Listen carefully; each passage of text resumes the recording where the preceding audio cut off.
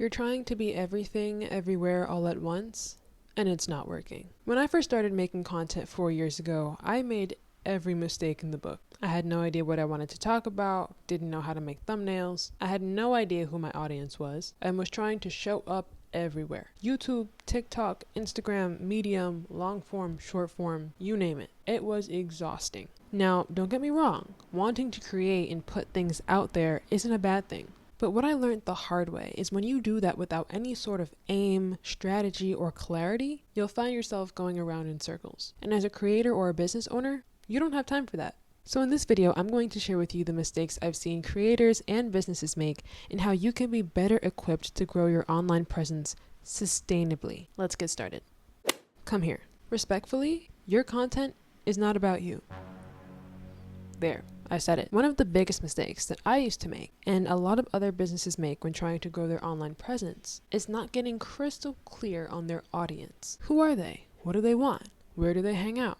Or what platforms are they mainly on? Answering these questions will guide the messaging of your content. I'm a multi-passionate person, so naturally I want to talk about a lot of things. Media, strategy, travel, food, fashion, you name it. And there's nothing wrong with that. But when I go into the content creation process only thinking about what I like instead of what my ideal audience wants or needs, then I'll end up talking to a wall. There's a quote that says, "When you speak to everyone, you speak to no one." There are some creators who do happen to be successful with this, mainly because it's their personality that people keep coming back for. But when it comes to building a strong, recognizable brand that attracts clients, having an others first approach is key. With understanding your audience comes knowing where they're hanging out. If you're in the B2B space and want to speak to professionals, then your best bet would be to be on a platform like LinkedIn, because it's specifically designed for people to connect professionally. It wouldn't make the most sense for you to spend all of your time on a platform like TikTok. Now, the second thing that can keep your business from having an impactful online presence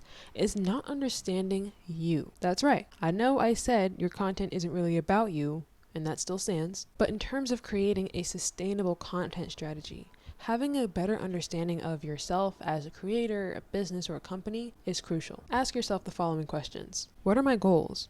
What does my schedule look like? Or how much time do I have to dedicate to content? What am I offering? Having a clear understanding of what your goals are will in turn allow you to have a clear sense of direction. Your goals should be SMART. Now, SMART is an acronym that we're going to break down right now. S stands for specific. Specific goals have a higher chance of being achieved. Why?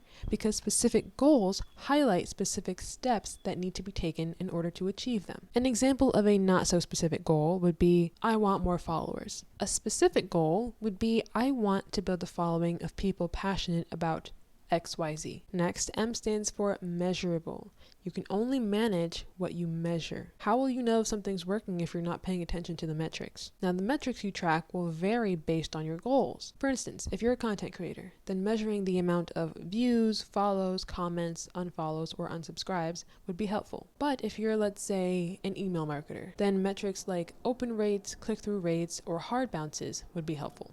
An example of a measurable goal would be, I want to grow a following of 10,000 people who are passionate about XYZ. A stands for achievable. As much as I'm for optimistic thinking, we still have to be realistic. Saying you want to grow by 1 million followers overnight after only posting one thing is not practical. Instead, aim to make your goals attainable. This will keep your morale high as you can actually see the finish line. R stands for relevant. Believe it or not, some goals can actually be irrelevant. If your overall desire is to gain more followers that will eventually turn into clients, then setting a goal of going viral may not be the best move. Why? Because virality does not guarantee that your content is being seen by the right people. People who are actually in need of your services and are willing to pay for them. Finally, T stands for time bound. Goals need a time limit, my friend. It's cool to say that you want 10,000 followers, but by when? Having a defined time frame for completion puts a little pep in your step and allows you to have a better view of what strategies worked and didn't work. Now that you've gotten a better idea of your goals, take into consideration your schedule. How much time do you actually have to dedicate to content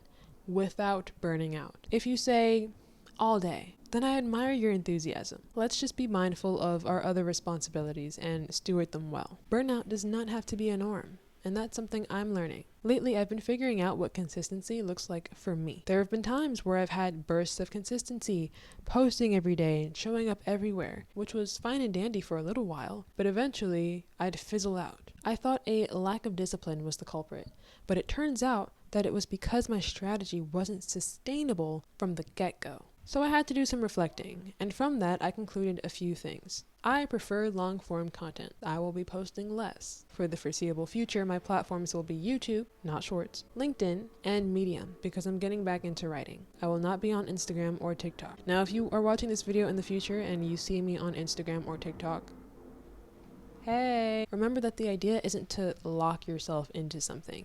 If you need to adjust sometime in the future, then by all means do that.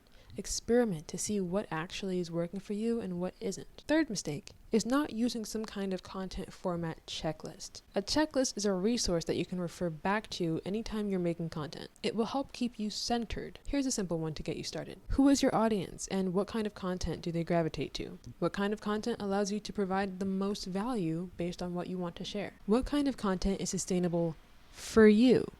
Not for Joe, not for Susie, you. The best content is at the intersection of these. Building an online presence doesn't mean being everywhere, but being in the right places. And that can only happen once you ask yourself the right questions. Now, there is a concept that I've been using to make my life so much easier when it comes to making content. So subscribe, because we're going to dive into what it is and how you can implement it for yourself. I'll see you there.